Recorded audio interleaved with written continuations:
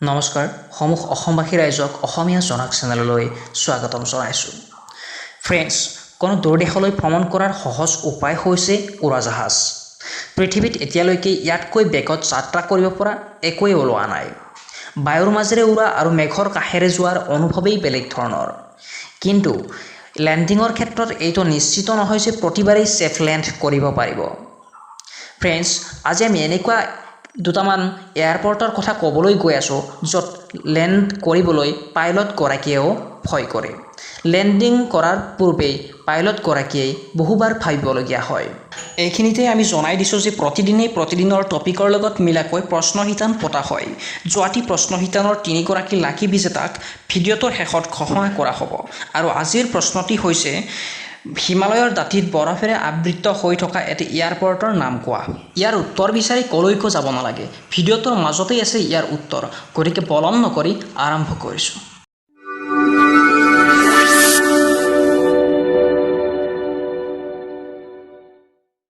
গুস্তাখ III airport. এই এয়াৰপৰ্টটোৰ ভৌগোলিক স্থিতি ইমানেই ভয়ানক যে লেণ্ড কৰিবলৈ পাইলটগৰাকী সম্পূৰ্ণৰূপে ট্ৰেইনাৰ আৰু চাৰ্টিফাইড হোৱাটো প্ৰয়োজন। এই এয়াৰপৰ্টৰ ৰানৱে যথেষ্ট পিছল, সেইবাবে লেণ্ড কৰাৰ পিছত ইয়াৰ গতিবেগ কমোৱাটো কঠিন হৈ পৰে আৰু ৰানৱেৰ সন্মুখ ভাগতেই এটা জলাশয় আছে। যদি লেণ্ড কৰাৰ পিছত জাহাজখনৰ গতিবেগ কমাব নোৱাৰে তেতিয়া চিধাইকৈ জাহাজখন জলাশয়ত পৰিব। এই সমস্যাটোৰ বাবে ইয়াত কেৱল দিনৰ ভাগতহে লেণ্ড কৰা হয়। লুকলা এয়াৰপৰ্ট। এই এয়াৰপৰ্টটো ভয়ানক হোৱাৰ কেইবাটাও কাৰণ আছে। এফালে ওখ ওখ পাহাৰ আৰু ৰানৱেৰ আনফালে দ খাৱৈ। ইয়াৰ উপৰিও ইয়াৰ ৰানৱেটো যথেষ্ট সৰু। সাধাৰণ ৰানৱেৰ তুলনাত ই মাত্ৰ 17%হে। সেইকাৰণে ইয়াত কেৱল সৰু পাখিৰ হেলিকপ্টাৰ বা জাহাজ লেণ্ড কৰিবলৈ অনুমতি দিয়া হয়।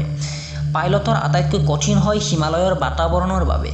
বেছিকৈ পৰা ডাঠ কুঁৱলী আৰু হিমালয়ৰ বগা বৰফৰ তৰফৰ বাবে পাইলটে দেখা নোপোৱাৰ ফলত বহুতো এক্সিডেণ্ট হয়। সেইবাবে ইয়াক বিশ্বৰ ভয়ানক এয়াৰপৰ্টৰ ভিতৰত ধৰা হয়।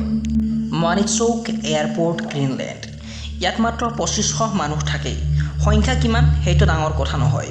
মুঠৰ ওপৰত এই মানুহখিনিৰ সুবিধাৰ বাবে ইয়াত বৰফৰ মাজতেই এটা এয়াৰপৰ্ট বনাই দিছে। ইয়াত লেণ্ড কৰা পাইলটবোৰে কয় যে লেণ্ড কৰাৰ সময়ত কোনোবা দ্বিতীয় গ্ৰহত ভৰি থোৱা যেন লাগে। বৰফৰে আবৃত এই ৰানৱেটো 2621 ফুটৰ। এফালে বৰফ আনফালে পানী আৰু মাজেৰে সৰুকৈ ৰানৱেটো। আপুনি অনুভৱ কৰিব নোৱাৰিব যে সেই সময়ত পাইলটগৰাকীৰ কেনেকুৱা অৱস্থা হয়।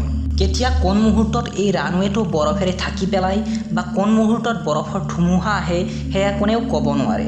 সেইবাবেই ইয়াত প্লেন পিছলি বহু দুৰ্ঘটনা হোৱা দেখা যায়। আজিলৈ ইমানখিনিয়ে। এনেকুৱা ধৰণৰ ভিডিঅ' প্ৰতিদিনে উপলব্ধ হয় কেৱল অসমীয়া জনাক চেনেলত। গতিকে চেনেলটো ছাবস্ক্ৰাইব কৰিবলৈ নাপাহৰিব। ফ্ৰেণ্ডছ, যোৱাটি প্ৰশ্ন শিতানৰ লাকি বিজেতা কেইগৰাকী হৈছে নিউ আছামিজ ভিডিঅ' চং, দীপজ্যোতি নাথ এণ্ড খুবচুৰট। আজিলৈ আহিছোঁ।